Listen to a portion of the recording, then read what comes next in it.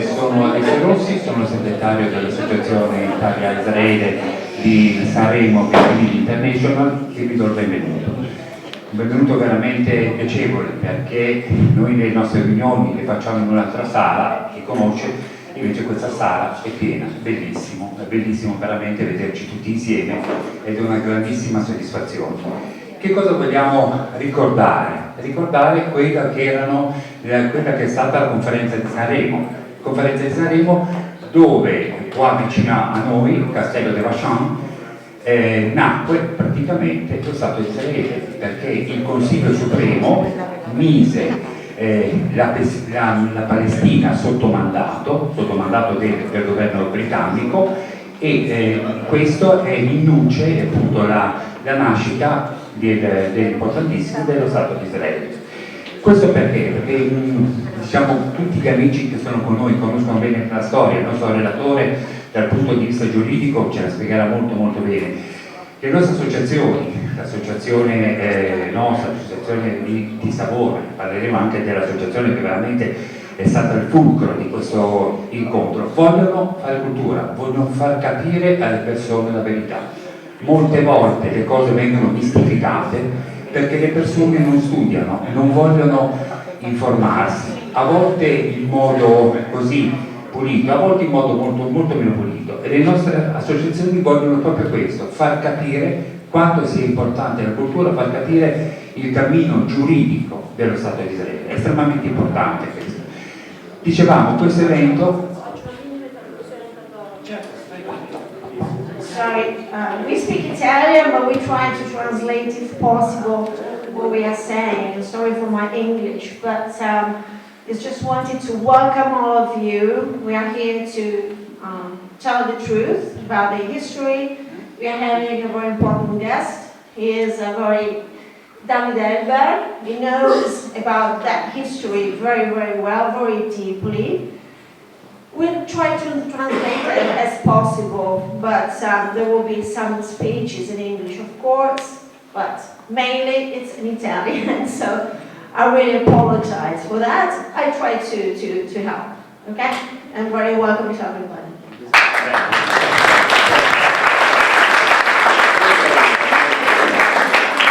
Dicevamo, questo evento è nato dalla sinergia che si è creata con 3 associazioni, no? Ringraziamo veramente di cuore, ma veramente di cuore, l'European Coalition of Israel, che è un'associazione che diciamo, lavora molto alacremente per unire e far conoscere Israele all'Europa e viceversa, e per avere una sinergia estremamente importante, specialmente in questo periodo storico, perché non ci dimentichiamo che Israele è veramente un baluardo per tante cose e per l'Europa, quindi grazie veramente per questo lavoro che state facendo.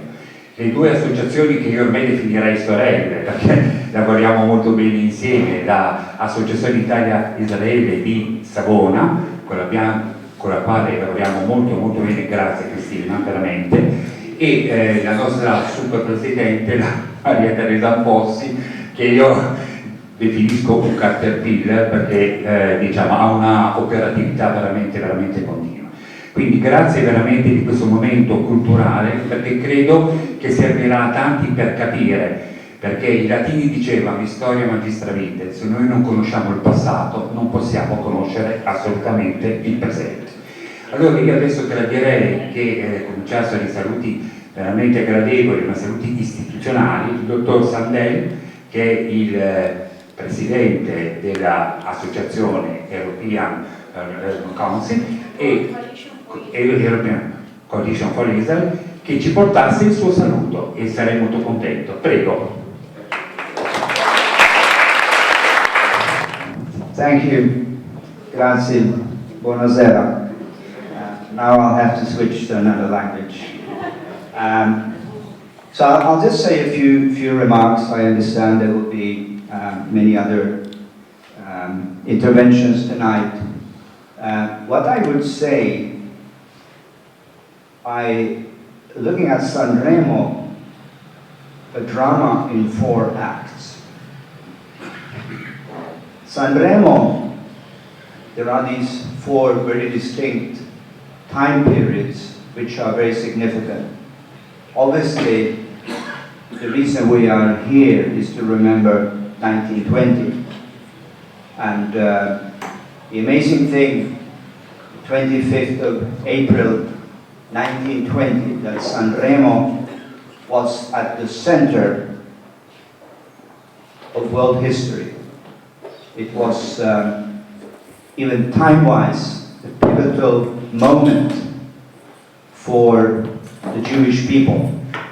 But not only for the Jewish people, but for other nationalities. We're looking at Armenia, we're looking at other states that would be created.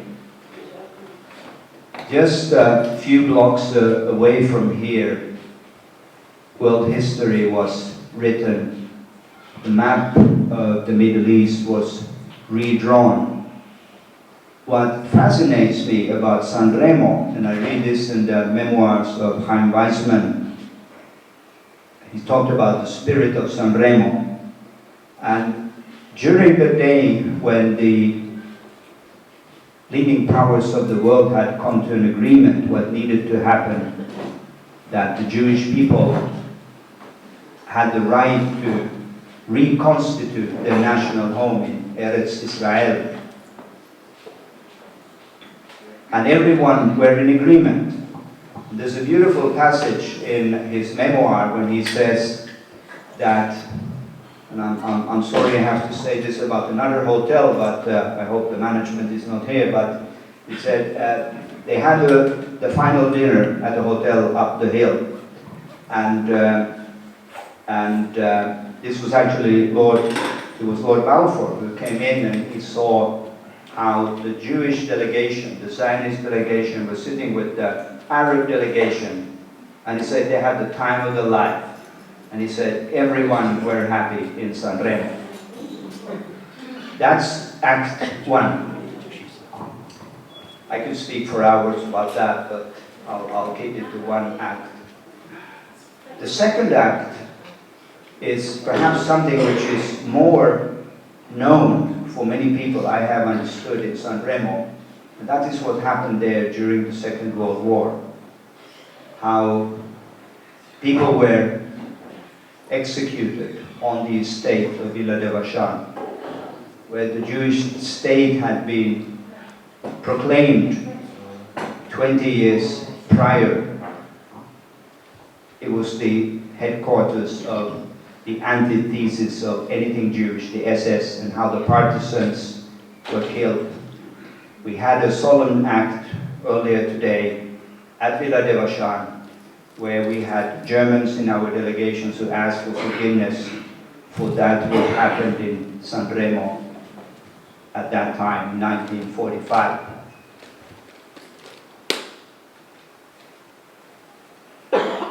The third act I have learned about over the years, and that is how the region of Liguria, and in particular the city of La Spezia, that I understand there's more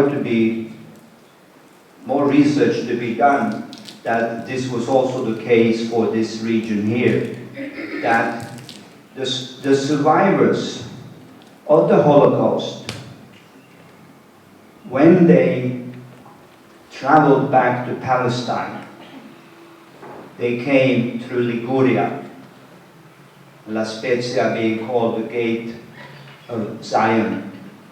But I understand that there were similar ports here in closer to Sanremo that also had this function, which I think is a beautiful legacy of this region. The fourth act, which of course is the final act in this drama, is now. And as European Coalition for Israel, we really have a vision that what happened in Sanremo would be known around the world. Since we came here the first time in 2010 for the first commemoration of the Sanremo resolution, we have gone to cities around the world, to capitals, all the way to Tokyo, Japan, because Japan was one of the principal allies of the Supreme Council. We spoke in Tokyo in the parliament of what happened and the fact that Japan was one of the nations to be in a leading role to recognize Israel. They had never ever heard about it. There was a journalist there who was very critical, and she said, no, come on, he's just, making this up. The next day she came to me and she said, in the meantime, I have had access to the archives, the war archives in Tokyo. I have found the Sanremo resolution in Japanese. And the story goes on how we have shared this at the United Nations, ambassadors of the Security Councils, obviously the European Union many, many times. I consider myself an ambassador of Sanremo. Because wherever I go, I speak about Sanremo. And Good, very good. thank you. And we would like to see in this fourth act of this drama, people coming to Sanremo to discover what happened here. It needs to be on the bucket list of every Jewish person around the world to know that just as Basel was the site of the first Zionist Congress, it was actually here that the Balfour Declaration was made into international law. And we are looking, and we'd like to look together with you how we can make this a reality. And even beyond that, of people coming and rediscovering history, that Sanremo would be a place where you make history again. As we know, we're in a situation where things in the Middle East are being redrawn. So it's a new day. The Middle East may look very different 1 year from now, 2 years from now.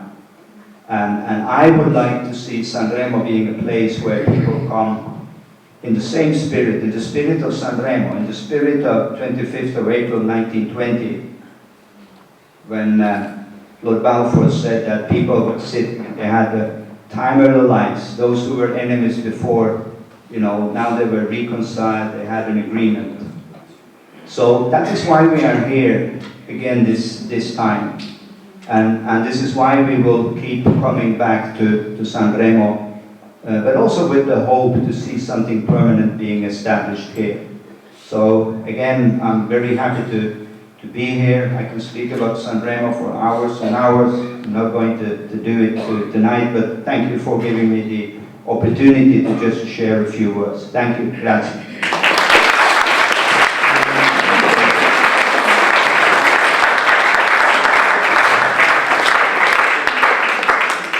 Thank you, Thomas. I would like to add a couple of things I'm very proud of. First one is that in Vado Ligure, which is 30 kilometers, 40 kilometers from here, more than 3,000 survivors, Holocaust survivors, left to Palestine. And it's, I think, important just as La Spezia. But nobody knows about it. 3 ships. Different in 2 years. What's the name? One was Alda Sereni, Enzo Sereni, the ship. The other one was The place of the port. Savona Val, yes. And 3 ships, more than 3,000 survivors left from there. So, and the second thing is that Liguria, the Regional Council of Liguria, has been the first in Italy to adopt the IHRA definition, working definition of anti-Semitism. 2 things I always want to add because I'm very proud of this. So, just to complete the picture. Thank you. Ora io procederei con i saluti istituzionali, chiamerei il senatore Gianni Berrino a porgere il saluto. Eccellenza of the Italian Republic, Gianni Berrino. Grazie. Porto naturalmente il mio saluto personale e anche il saluto di TFI, Transatlantic Friends of Israel, di cui faccio parte dell'Italian Chapter.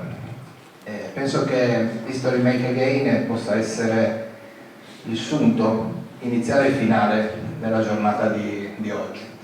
Oggi è il 26 aprile, 105 anni fa si concludeva l'evento che oggi siamo qui a ricordare, a Sanremo. 105 anni in cui Israele nacque una trentina di anni dopo, dalla nascita filosofica qui a Sanremo. Quindi più di 70 anni fa. E oggi siamo qui a difenderlo. E non è banale che poco più di un secolo dopo ci sia la necessità di ribadire che Israele è uno Stato che deve esistere e che deve continuare ad esistere. Non è banale assolutamente, non è banale ricordarlo in Italia, non è banale ricordare che la storia va studiata, che va rispettata e non va reinterpretata. Ci sono alcuni movimenti storici revisionisti che tentano di modificare quello che a Sanremo 105 anni fa si decise e si immaginò, facendo iniziare da lì quello che adesso sta succedendo in Medio Oriente. Come dire, donando o immaginando di donare diritti a chi diritti non ne aveva. E questo è quello che noi dobbiamo ribadire, perché se no poi assistiamo a scene come ieri, dove per festeggiare la liberazione dalla dominazione nazista e dal regime fascista c'è chi cerca di issare le bandiere di Hamas. Questo è intollerabile in una democrazia come l'Italia ed è intollerabile che oggi, 105 anni dopo, ci sia chi vuole negare l'esistenza dello Stato di Israele. E negando l'esistenza dello Stato di Israele, cercando di negare anche l'esistenza, come fecero i nazisti, degli ebrei. Questa è una cosa che noi non possiamo assolutamente neanche immaginare, neanche pensare. Ed è questo che colgo la frase di Story Make Again qui da Sanremo oggi, perché sebbene siamo in tantissimi, ma siamo lo stesso in pochi rispetto a quello che l'Italia e il mondo devono immaginare, possiamo gettare un seme come fu fatto 105 anni fa per ribadire l'importanza dell'esistenza dello Stato di Israele anche per chi non è ebreo e soprattutto per tutto l'Occidente. Grazie. No, just to resume his speech, because I think it's important to share it. He is part of the Transatlantic Friends of Israel Italian chapter, so he's very much engaged in the fight in support of Israel, and which is not easy at all today, as you know. And he remembered what happened yesterday in Italy, where many people tried to raise the flags of Hamas, trying to reverse history, saying that the resistance is of 80 years ago is the resistance of the Palestinian people today. But he says we have to stand up for Israel and try to stick to history and to the truth. So, thank you.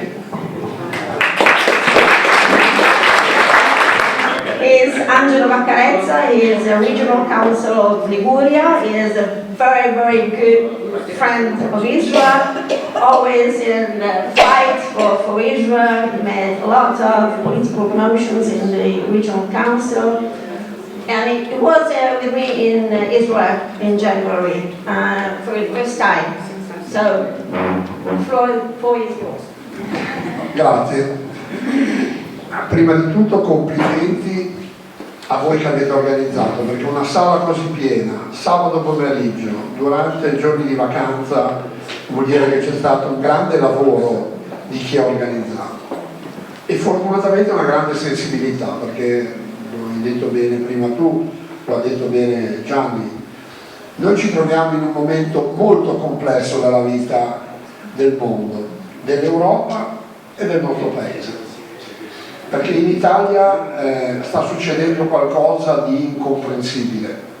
È uscito l'altro ieri il rapporto fatto a Tel Aviv dall'associazione che studia gli episodi di antisemitismo nel mondo e l'Italia è il secondo paese nella pessima classifica dell'aumento percentuale più alto di episodi di antisemitismo. Nel 2023 sono stati 540, nel 2024 sfiora di 900. Questo vuol dire che in questo paese c'è bisogno di spiegare la storia e la verità alle persone. Non a tutte, perché alcune sono in malafede. Quelli in malafede sono quelle che ieri si sono distinte per a Roma tentare di issare la bandiera di Hamas.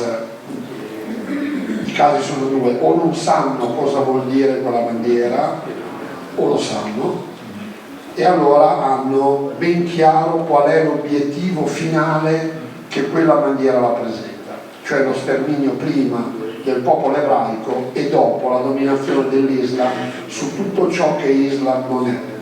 Prima quelli del sabato, poi quelli della domenica. Come durante la Shoah, necessità di identità. Infatti, se noi studiassimo la storia, scopriremmo che oggi ci troviamo esattamente in quel momento, nel momento in cui vennero create le basi culturali con la C minuscola, perché poi si potesse sviluppare l'antisemitismo. L'antisemitismo nacque da una serie di operazioni fatte prima. Poi noi ricordiamo l'antisemitismo collaborazionista di alcune nazioni, l'Italia con le vergognose leggi del 38, ma l'antisemitismo riguardò tutta l'Europa, perché non ci fu una nazione che si oppose, collaborarono tutte. Infatti l'esempio della Danimarca resta l'unico esempio di una nazione che seppe dire no. È il famoso re di Danimarca che disse: se metteranno le stelle di Davide sugli ebrei danesi ce la metteremo tutti, per dimostrare che non si può e non si deve indicare una differenza. Per questo noi dobbiamo continuare a lavorare per spiegare la verità. Il fatto che ieri la brigata ebraica ovunque abbia avuto difficoltà a sfilare durante il 25 aprile e che nel corteo di Milano davanti ci fossero quelli che sventolavano le bandiere della Palestina, dimostra prima di tutto un'ignoranza storica assoluta, perché quelle bandiere c'erano durante la seconda guerra mondiale, c'erano ed erano sulle divise che portavano la scritta Arabia libera, ed erano di coloro che combattevano a fianco dell'SS dalla parte che voleva sterminare già allora il popolo ebraico. Nulla è cambiato. L'unico problema è che non si sono resi conto che oggi stanno dalla parte dei resistenti sbagliati.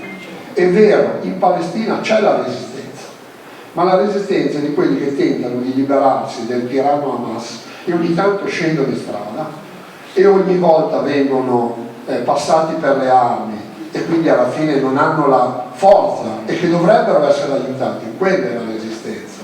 La resistenza non è di coloro che da 20 anni dominano con il terrore una porzione di territorio e che ormai hanno imposto questo odio come unico sistema di vita. Io lo dico sempre: se i denari che sono arrivati nella striscia di Gaza, ma più in generale anche nella West Bank, fossero stati spesi nell'interesse dei palestinesi, sarebbe il posto più bello del mondo in cui vivere. Se fossero stati spesi in qualcosa di produttivo, di utile, sarebbe il posto più bello in cui vivere. Invece sono stati spesi in odio.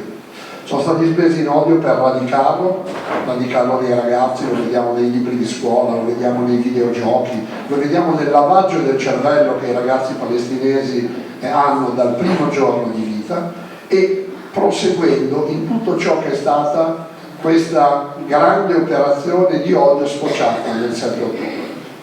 Il fatto che il 7 ottobre sia una pagina non ancora considerata con il valore storico che deve avere è un'altra delle grandi vergogne dell'Occidente. Il 7 ottobre sembra una data come le altre, ma il 7 ottobre, il pogrom del 7 ottobre dovrebbe far suonare un immenso campanello di allarme sopra la testa di tutti noi, per quello che è avvenuto, per la ferocia. Ma vedete, la cosa che mi ha impressionato di più del 7 ottobre è quando rientravano con le moto quelli che avevano fatto il primo assalto, quello organizzato dal punto di vista militare, e partiva la seconda ondata in biciclette, con le carriole, con le ciabatte, che potrebbe anche far sorridere se non parlassimo di questa cosa, dimostrando quanto era pregno l'odio. Quando la radio ha annunciato l'invasione cominciata, sono partiti tutti per andare di là e fare quello che ognuno di noi, se non l'abbiamo visto, perché non l'abbiamo voluto vedere. Ci sono filmati, ci sono 1000 occasioni di potersi informare su ciò che è successo, e che nell'Occidente così attento ai diritti si dimentichi sempre di parlare di quella pagina della storia del mondo è una cosa vergognosa. Il non parlarne fa in modo che la gente non la comprenda. Non parlarne fa in modo che la gente pensi che la Shoah sia una cosa e che quello che avviene adesso sia un'altra, che gli ebrei del secolo scorso avessero dei diritti, ma che gli ebrei di oggi quei diritti non li abbiano più. E anche la grande mistificazione su Israele, su che cos'è Israele, noi dobbiamo combatterla. Bisognerebbe, prima di parlare di Israele, andare in Israele. Io ho avuto la fortuna,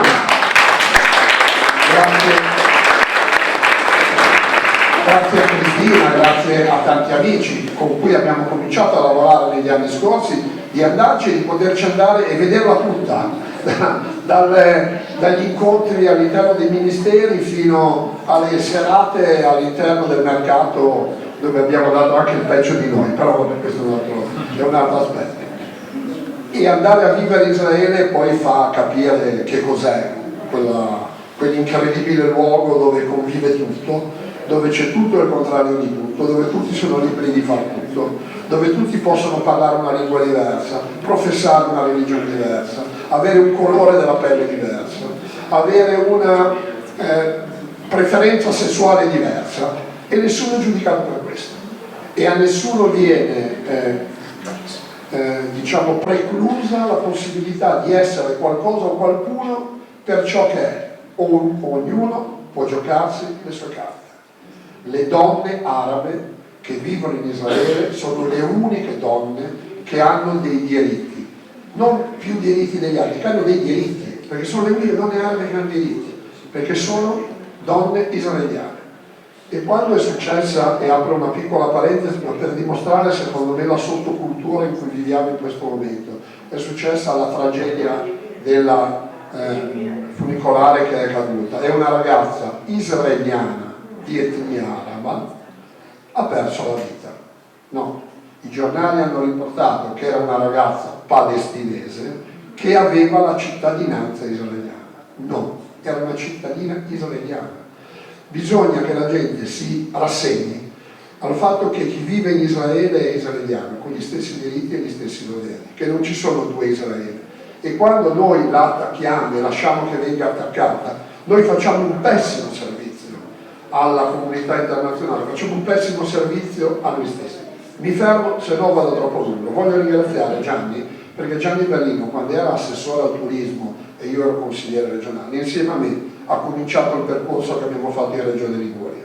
Abbiamo approvato tutta una serie di provvedimenti, l'ultimo verrà approvato nelle prossime settimane, sono in attesa che venga messa a calendario, però credo che sia fondamentale, perché è un provvedimento che dice che i contributi pubblici, quando vengono dati a associazioni di qualsiasi genere, qualsiasi, ANPI, ISREC, ANED, FIVL, qualsiasi associazione che svolge attività in mezzo alla gente per spiegare i valori della libertà, non possono essere utilizzati in eventi che negano la Shoah, che negano il pogrom del 7 ottobre, che ospitano persone che hanno avuto parte attive in quelle giornate, che non condannano fermamente tutto ciò che è terrorismo, perché questo è oggi che riguarda lo Stato di Israele, ma che ogni tanto scopriamo che riguarda anche casa nostra. Ecco, che almeno si cominci a prendere coscienza che qui, nel nostro paese, nella nostra Liguria, Genova è la porta d'ingresso di tanti denari che vengono raccolti da un'associazione in cui sono già stati bloccati i conti perché non si sa dove vanno a finire quei soldi. Certo che se poi, quando si bloccano i conti, si chiede ai palestinesi dove vanno a finire i soldi, è difficile che ti dicano che vanno a finire in aro. Bisognerebbe fare un'azione internazionale un po' più seria, però noi non dobbiamo perdere la speranza, non dobbiamo, non possiamo, non solo per i figli di Israele che oggi vivono da soli, e una delle cose che io ho sentito proprio è la solitudine con cui gli israeliani vivono questa vicenda. Sanno che si devono bastare, sanno che non devono aspettarsi aiuti dagli altri. Se arrivano, come si dice in Liguria, è un colpo di mano, però loro devono essere pronti a difendersi. Però in questa solitudine loro hanno anche la gioia di vivere, che è una cosa incredibile, di aprirsi agli altri, di sorridere. Ecco, noi dobbiamo farlo per loro oggi e domani per noi, perché se cade Israele cade l'avamposto della libertà del mondo, cade l'avamposto dell'Occidente e l'avamposto della democrazia. Se noi non capiamo questo, siamo condannati a vivere un secondo momento buio, ma dato che noi l'abbiamo già vissuto una volta e che noi abbiamo studiato, prima di farglielo rivivere combatteremo fino all'ultimo minuto.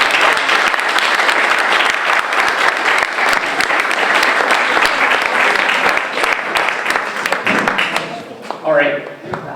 Okay, I tried to summarize what Mr. Angelo said. I mean, in 30 minutes, it would take me, all night long to translate everything. Just to give you just a few points. I would title his speech as culture. Culture is the main word because it would seem that people is ignorant. This is the point. So it's a must for us to spread Israeli voice all over the world. Yes. I mean, here we are in a very small region, okay, called Liguria. We are doing our best, even if we're not Jewish, but we are supported. Because why? As Mr. Vaccarezza said, just because we studied, we know your history. Period. That's it. I mean, all the people who try to say the opposite, or God knows, they just invent stories about the past, or supporting people that, I don't know, they said, well, they're right, you're wrong, you're wrong, you're right. No, the history is one. That's it. You cannot change it because of the past. You must study. That's it. So this is the very first point Mr. Vaccarezza said. Culture. Second, as already said, all of us must spread the voice. Because it's for all of us. All of us. I mean, even Israeli is far, but not too far. So that's why we feel so involved in such a situation. And we had to talk to people. Because, news, we listen to the radio, TV, or the media, are not always correct. So we had to raise our voice and say, stop. This is not true. And this is a fact. This is what we have to do it. I'm sorry, Angelo. Yes. Well, also, I'm sorry, but to remember all what he said for 30 minutes was not easy for me. But I tried to remember. Well, he was talking also about the Israeli Jewish women. I'm sorry, the Arab. I'm sorry about that. That's, is something it's a different culture. It's so far away from ours. So when we see all those women that are forced to do things that are something that in 2025 is totally unacceptable. And what happened is that Israel is the only one country in the Middle East with it's an open-minded country. It's a place where no matter who you are, no matter which language you talk, you are well accepted. And this should be a symbol for all of us. all be, open-minded and say, all right, you are my brother. No matter, the language you speak or whatever, you cannot be so strict. Like, some culture, unfortunately, if you don't look like me, I'm against you. No, you are different, you are not different, we are brothers, that's it. I guess, as far as I remember, what he said, but I guess if you want to add something. About the news, we were around Italy, for example, some days ago. Come si dice funivia? Excuse me? Cable. A cable fell in Italy. And one of the victims was an Arab girl, Israeli Arab girl. And all the newspapers wrote a Palestinian girl was killed in the fall of the cable. So they did not accept that she was an Arab Israeli. She was Israeli. Because it's something, oh no, we cannot say that. A Palestinian girl was killed in the fall of the cable.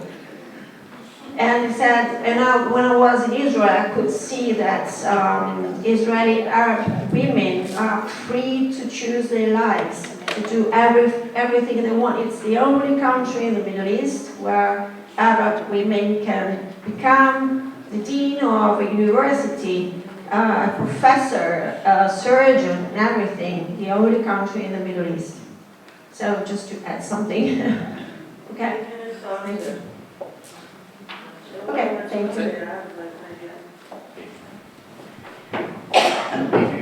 Proprio perché non bisogna dimenticare, bisogna capire che siamo in un momento storico molto particolare e molto complesso, come hanno detto i relatori precedenti.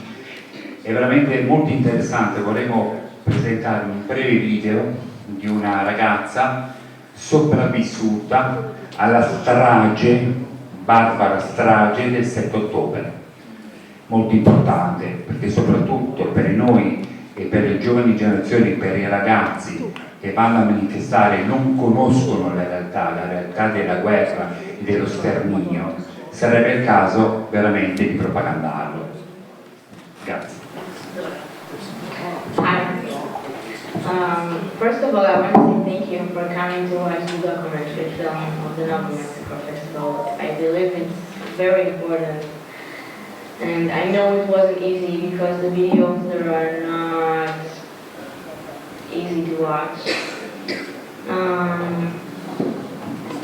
But we need to remember it's only a small part of what happened in the Nova Festival, and it's a small part about what happened on October 7th in Israel. So I want to tell you about my story. We came 15 friends to the party, and due to statistics, because that everyone would come back home safe, we won the statistics because 1 to 10 people got murdered or got kidnapped. So, thanks God, everybody, all my friends are alive. But other friends of mine, of course, got injured or kidnapped or got murdered. So my story begins at night. We came, all friends, to the party, and it was a very good party until 6:30. That the party was just stopped. The music stopped, and everybody told us there are missiles in the sky, and we need to stay on the ground and to cover our heads as we do usually. But I heard all the bombs. I understood it's not a normal. Nothing is normal, but I understood it's not usual rhythm of bombing. And we took all our stuff and we packed. We put it in the car. I started to drive And then I got into the traffic of 232 road. I understood it will be a traffic and it's very dangerous when there is missiles. So I just went back by foot to the area of the festival where the bars were and the yellow toilets. So I was there until 8:15, which is very late. I talked to my dad on the phone and my sisters, and they told me there are a lot of terrorists in the in my area, and I didn't believe that they are that close to me. Only at 8:15 I heard Kalashnikov for the first time in my life. A lot of people just came to my direction and ran over. So we started running also, me, my friend and I text my dad that there are terrorists here and they are shooting on me. I started running and then I saw like a small van, like a Berlingo, just driving next to me. We stopped him. We got up on the Berlingo with a lot of people. Like, I believe there were 20 people in this small van. People that got injured from shots, people with anxiety attacks. That's the moment that we try to understand which direction we need to drive because they are shooting on us from a lot of directions. We try to call ambulance and the police. We understood it's not something that could happen. After the small driving, we just went into the 232 road from the forest. So we did like this, and we got into the traffic point from the other side. So we decided to go down from this car, and then the terrorists just came closer and closer, and that's the moment I realized that this is not a small terror attack. They just opened a war on civilians, and I understood that there is a huge probability for me to die over there, and I was with my dad on the phone like for 1 hour, and he heard everything. He heard the gunshot, he heard the RPG, the grenades, the missiles, the screaming people, and I said to him that there are 10 meters of me, my face are on the ground, I cannot do anything, I'm sorry Dad, I'm going to die, I love you. And he said, don't worry, make time, I'm on the way, I will tell you, don't worry. I was begging to him, please just don't come, you don't know what's going on here. And he didn't help me. Because he went to the area to look for me, and from that moment, my phone, my battery was off, so I didn't have any connection. I just knew my dad over there, and I don't know what about him. I heard only Arabic, and I saw people got murdered in front of my eyes. So I realized that I'm going to die there. After 1 hour, we just ran in open field to an orchard. And then we found, when I say we, it's my friend and I, we found like a tree in the orchard that we sat under him. So from that moment, we sat for 5 hours without speaking, without moving, without breathing, with noise, nothing. I cried without any noise. It was terrible. Sorry, yeah, Italians don't understand, so clearly. The same one speaking Italian, please. Yes, I know. It's difficult to translate now, but this girl is a survivor of the Nova Festival. Vabbè. Questa ragazza è una sopravvissuta del Nova Festival, voi non farlo tu, ma altrimenti è andata al Nova Festival con 15 amici, fortunatamente sono tutti sopravvissuti, però lei ha perso moltissimi amici che erano lì. Ha detto che nella prima fase hanno iniziato a essere sparati missili sul logo del festival, ha capito che non era un ordinario lancio di missili, perché la cosa drammatica è pensare che questi ragazzi sono tutti abituati purtroppo a sentirsi i missili sulla testa, ed è una cosa allucinante. Infatti loro, non so se qualcuno di voi ha visto il film Nova, si vede che loro dicono oh, ci stanno sparando, ma sono talmente purtroppo abituati che non la vedono più una cosa così lontana da sé. Comunque adesso ci siamo resi conto che non era una cosa normale, non erano bombardamenti normali. Hanno trovato un berlingo, hanno sentito sparare il Kalashnikov RPG vicino a loro, hanno trovato un berlingo, sono saliti sul berlingo, hanno fatto praticamente un giro cercando di trovare un posto dove mettersi in salvo, sono arrivati su un punto principale della strada, la strada principale che però ovviamente era tutta bloccata, era al telefono con suo padre. È stata a lungo il telefono con suo padre, ha avuto a un certo punto la percezione di dover morire perché sentiva gente che urlava, sentiva sparare in tutte le direzioni, quindi sapevano che erano accerchiati. Ha avuto il terrore, ha avuto il pensiero oggi morirò, e quindi diceva al padre al telefono papà vi amo, spero di poterti rivedere. Il padre diceva prendi tempo, cerca di trovare un nascondiglio, prendi tempo. Finché si sono avvicinati sempre di più i terroristi, direi che forse è così.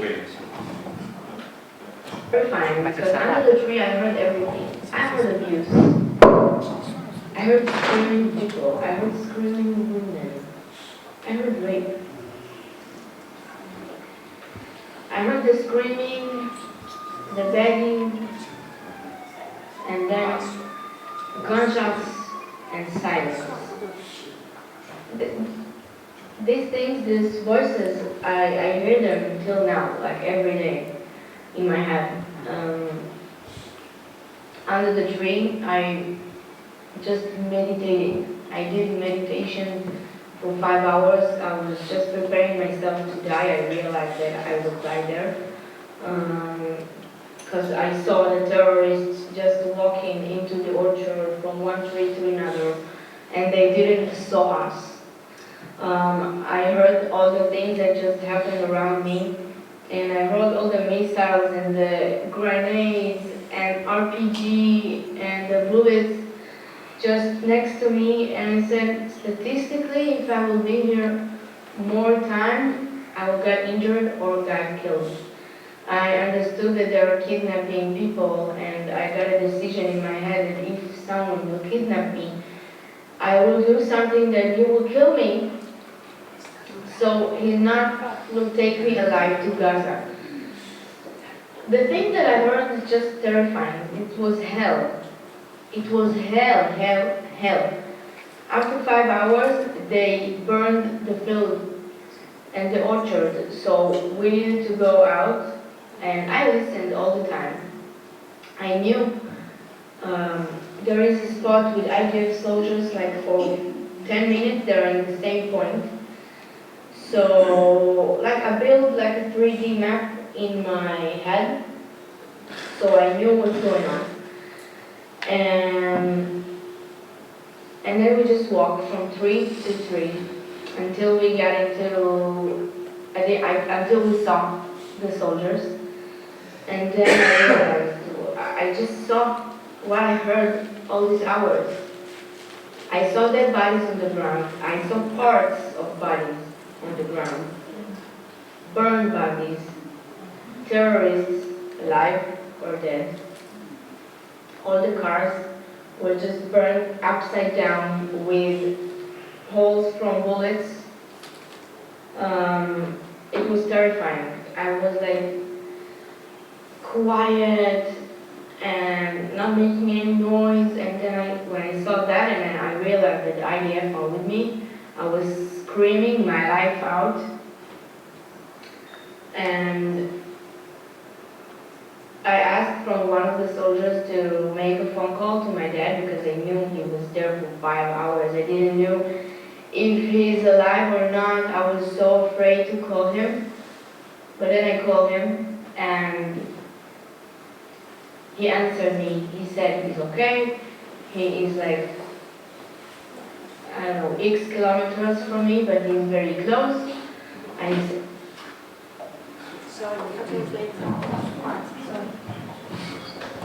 Praticamente lei ha detto che mentre era nascosta sentiva urlare persone, sentiva che venivano uccise, sentiva che venivano stuprate e a un certo punto sono corsi insieme in un campo e questo campo è stato poi dato alle fiamme, quindi ha dovuto spostarsi anche dal campo. Lei era nascosta in un cespuglio insieme ad altri amici, cercava di fare meditazione per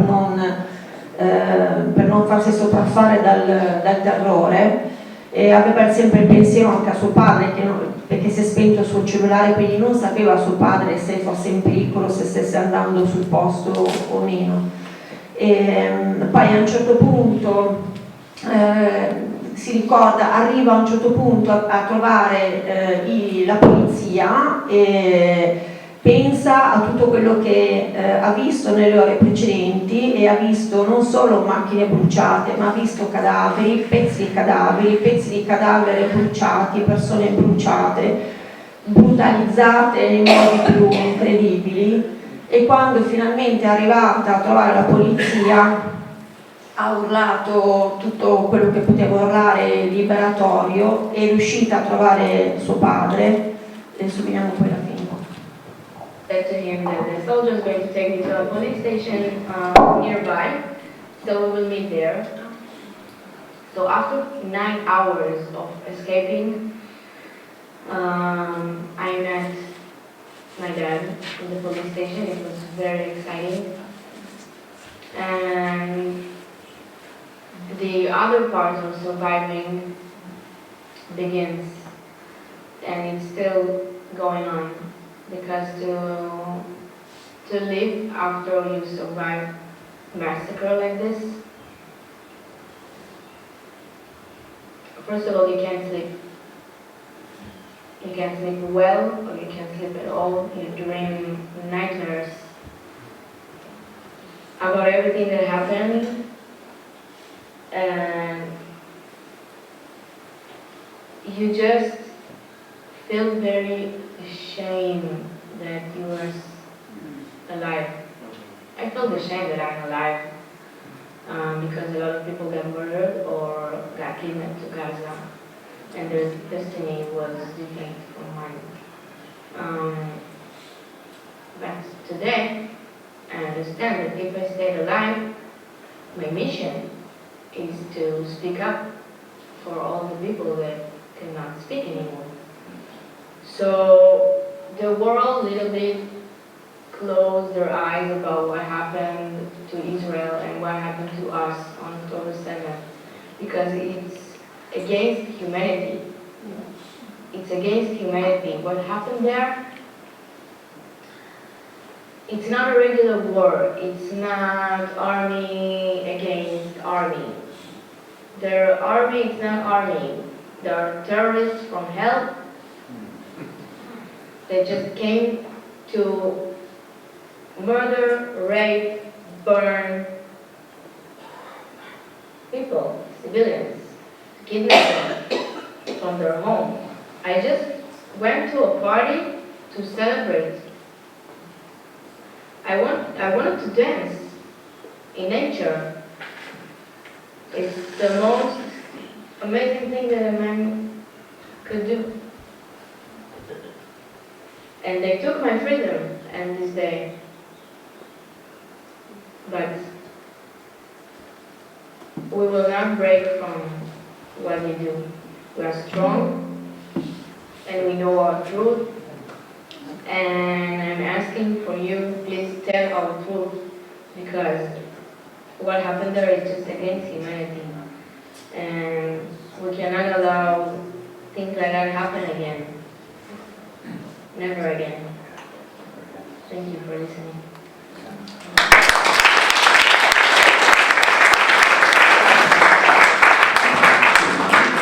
Lei ha detto una cosa importante mentre si nascondeva, che ha capito che stavano rapendo un sacco di persone e ha detto: se dovessero rapirmi devo fare qualche cosa per farmi uccidere, perché io non voglio essere portata prigioniera a Gaza.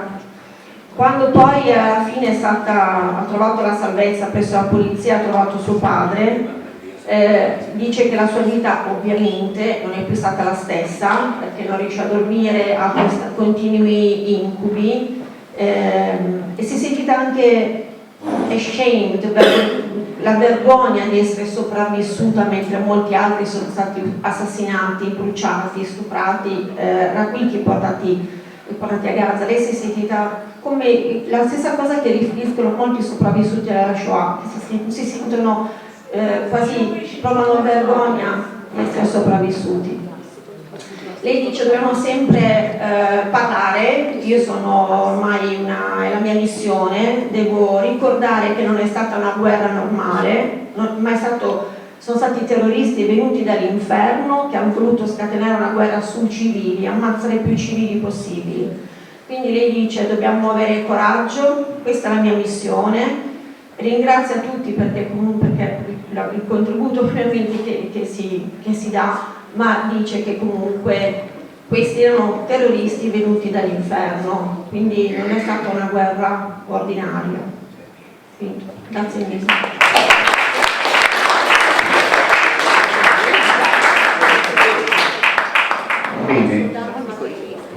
Bene, ora penso che sarebbe carino se facciamo parlare Davide, che ha trovato la ragazza e spiega come ha fatto a trovarla, come questa spontaneamente ha collaborato, perché è stata una cosa puramente casuale. Vorremmo anche ringraziarlo, Davide.